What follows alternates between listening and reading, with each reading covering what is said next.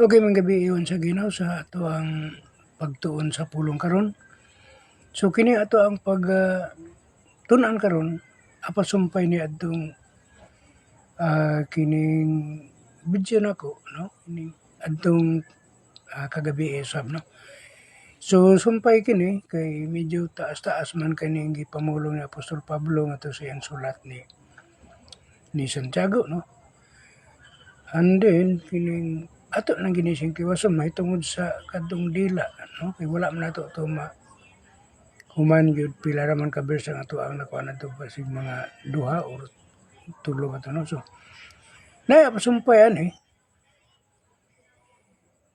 sa ato ang live kagabi no ato ning gituyo sa pagtuon kaganina usab aron kini ato nga mapasumpay no karong kagabi una. Okay. Now, ang atong pagatunan karon mo kining sa Santiago 3 lang yapon, Santiago 3 apan muuswag kita sa kining bersikulo 8 paingon sa 10 no. Usa na sa ato ang pagatunan karon no. So ang bersikulo 8 nga atong pakasugdan mga igsoon. Kining nagaisgot kini nagaingon kini nga but ditangkan no man team no. So walay sa dila daw wala daw kining makapaaghop sa Tagalog pa kining walay makapaamo no. Dili nato mabuhat sa usa ka tawo nga at kita mo mahimong magpaaghop sa usa ka dila kay ang dila man gud mga kaigsunan bisan pag unsaon nimo kana siya pagpugong walay tawo makapugong na kay nagkuan mo gud kini siya kining na complicated ba sa imong hunahuna sa imong kasing-kasing sa diha no kay di ba do naman tayo mabasa nga kuan nga kining kun ang sa kadagaya sa imong kasing-kasing magasulti ang baba. So gikan sa kasing-kasing. So ang baba wala na siya ingon nga kining magpugong-pugong pagsulti. No? Iya gid kining isulti, ipahungaw gid kini niya sa kadaghanan. Okay. Namatod pa sa ato ang nabasa sa Salmo 140 versikulo 3. Dimik dirtang sharp as a serpent no. So yun ana mga kaigsunan ko nga the human effort can fully control the tongue's wild nature no. Walay tao nga makapugong sa dila pinaagi sa iyang kaugalingon. Kusog kinahanglan kita og panabang sa Dios niini. Tabang sa Dios niini. It is an unruly evil no? Sa English. Kini usa ka dili mapugngan nga kadautan. No? Matud pa sa Santiago 3 city no sa mao nga atong gitun-an no. Every kind of beast has been tamed by mankind, but no one can tame the tongue. Ang matud pa sa mao nga bersikulo, ang matag klase sa mananap daw, no, every kind of beast has been tamed by mankind. Mapaamo, no, mapaamo sa kining tao, mankind. No? But no one can tame the tongue. No? Dili nimo walay makapaamo sa kining dila. Mga mananap bisan unsang klase sa mananap daw mapaamo daw nimo. No? Pero ang dili na mahitabo nga imuha na siyang makining mapaamo nimo. No? So na mga kaigsunan no ang maong sulat ni Apostol Pablo ngadto ni Santiago no.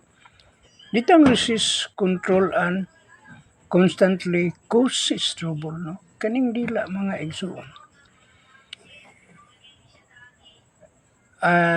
Kung dili gid kini siya makontrol, makanunayon kining hinungdan sa panag-away, panagbitin. Kaya wala naman kay kontrol sa imong dila. Bisan unsa na mala imong ilitok para madaot ang imong isigataw. So, ang imong gidaot, natural mo react gid pud to, no? So, diha na mahimong dunay trouble, no? Ditang resist control and constantly kining causes trouble. Okay. Ang dila-dili mapapha sa daotang batasan bisan pa nato naningkamot mabuhian kini og makadaot, no? Bisan unsaon pa nato paningkamot mugawas mubuhi gid og pulong ang maong dila. Dili gid mapugnan. Mabitaw na nga nini atong kapanahunan karon.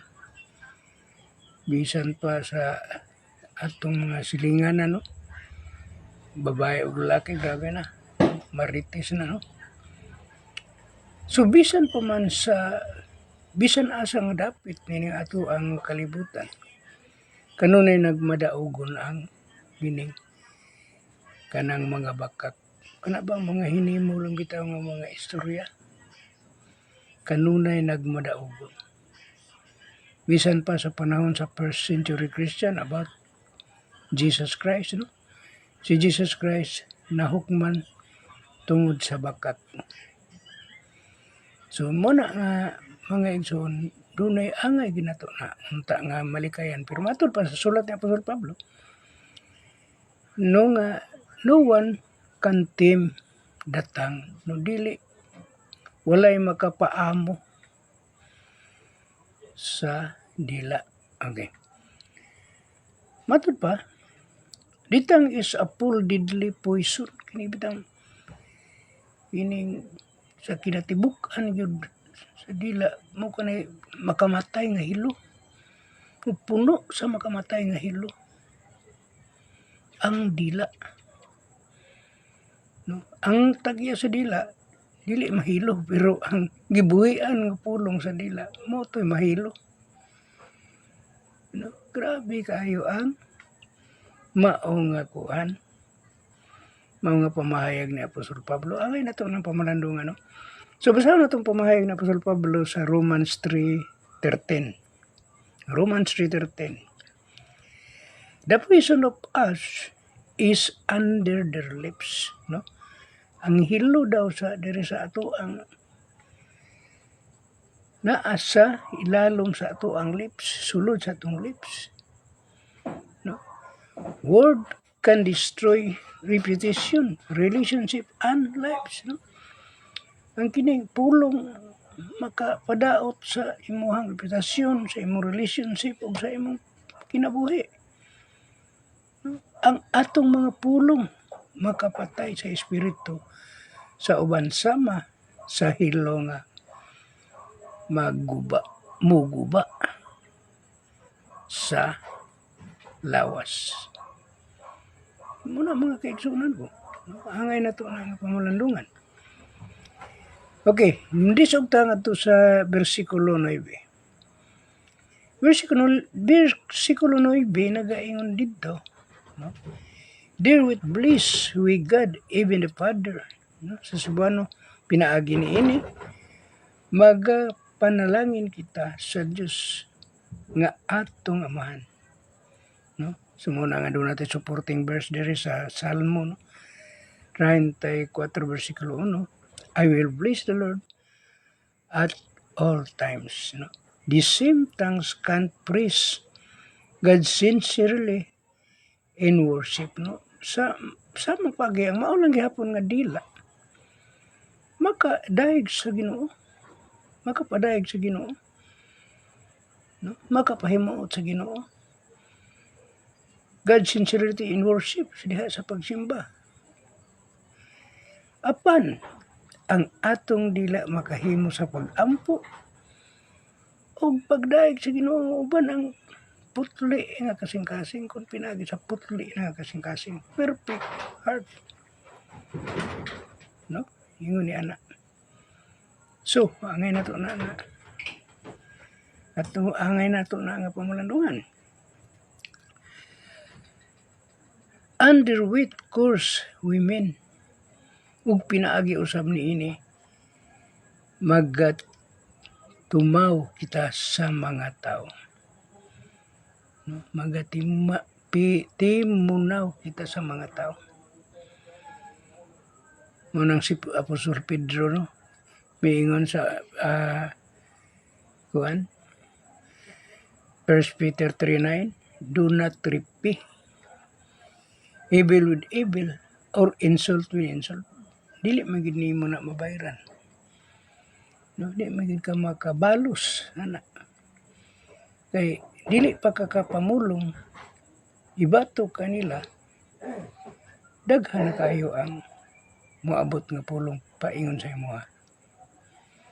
No, dili gid ka makabalos. So ang maong pahayag ni Apostol Pablo sa Apostol Peter sa 1 Peter 3:9, ayaw balusi ang dautan og dautan. Ayaw dili usab insultuhan ang nag-insulto kanimo, no? Mao na ibuti pasabot ni Apostol Pedro, pero dili mahitabo nga makahimo kita sa pag kining balos. Tungod lagi kay malupig man ta. No, kay sila anad mo na. Okay. The same tongue that blesses God also speak harm to people, no? Ang dila nga magdaig sa Dios mauray nagadali og nagatamay sa chismis sa silingan, no? Speak harm to the people, no? Makadaig siya. The same tongue that blesses God, makadaig siya sa Ginoo. Apan mauray nagadalit og pagtamay sa mga chismis sa mga tao, sa mga silingan. Okay. Now, which are made after the embodiment of God's kini mga kaigsuunan no nindot kayo nga kuan gipahayag ni Apostol Pablo diri nga mga gibuhat nga managsama sa dagway sa Dios, no? Kay sa Genesis 1:26 mo dato mabasa, let us make man in our image or after our likeness, no? So kita nagdala ta sa image of God. Ang atong dagway mao dagway sa Ginoo. Atong gidaladala ang dagway sa Ginoo. Pinaagi sa atong pagkatao. Mauusab sila sa ilaha gyapong dagway mo gyapon ang mga kaigsuunan nato or mga kasilinganan nato. The image gyapon of God ang ilahang gidala. Pero both pasabot nako diri nga kun imong tunglohon ang imong isig katawo, no, imong isig katawo mausab ang pagtunglo sa dagway sa Dios. Sa dagway sa Dios. Kay mo mong gidaladala ang dagway sa Dios kung tunglohon ka. Sama ra nga ang gitunglo niya ang dagway sa Dios. No? Muna nga angay ginato na nga paggalikayan ginunta, no? Kana nga mga gipamulong, no? Kay dili ba sayon mga kaigsunan no nga maadto ta naning kamutan ni ining atong kapanahonan unta karon nga maadto ta sa maayo gid nga kahimtang kung ato ang hunahon bitaw ang katong kahimtang ni the rich man and the beggar sa Lucas 16:19 paingon sa 31 nga sugilanon nga nangamatay ang duruha naa sa nagkalain-lain nga destinasyon, no? Si kining Lazaro katong dibigar makililimos tuwa na padulong sa baka ni Abraham. Nya katong dato the rich man tuwa na butang sa lugar nga mainit kayo. No? May hangyo ko mga ni siya ni Abraham nga panihiya sila sa roderi, ito sulob ang iyang tudlo og tubig og tusulob usab sa iyang abil kay niya daw siya sa labihan nga kainit. No? So naning kamot nga dili tama adto ni anang mga dapita. Okay. Upanenta no. Sa Ephesians 4:29 atong mabasa didto nga let no corrupting talk come out of your mouth. No? The mouth becomes the contradiction. Sweet and bitter water from the same spring. No? Okay. Kung ato nang atuwa nang ayohon pagsabot. Ang gikan sa tang sa tao, dila sa tao, o sa baba sa tao, dili mahimo magkaipon ang kining tamis, no? Ug ang parat, ug ang bugnaw, ug ang mainit, no? The mouth becomes contradiction, sweet and bitter water from the same spring. Walay tubod nga nagkalain-lain og mugawas nga tubig. No? Ang tubod mao ra ginay lami sa tubig nga mugawas ana. Tab-ang gina siya. No? Sa usa ka tubod, sa usa ka spring. So, dili mahitabo. Dili angay nga atong baba magpagawas og duha ka sukwahe nga tinubdan. No? Dili gid kana mahitabo. No, sama sa tubod, dili gid na mahitabo nga ang mugawas nga tubod, tubig nga mugawas sa usa ka tubod, adunay duha ka klase. Usa ra gyud kana ka klase, no? So may brethren katapusan nga ingon sa Apostol Pablo. Ingon sa my brethren, this no things ought not so to be, no? Mga igsoon ko, dili angay nga mahitabo kini nga mga butanga. Dinhi kanato, dili gid kini angay mahitabo. No, unta. So we must protect our words. No, protektahan nato ang atong pulong. Okay. James 3:11, there's a spring for fresh and bitter water from the same spring. No? Christian life must use constancy and holiness in speech. No? Anong bantayan na to, no?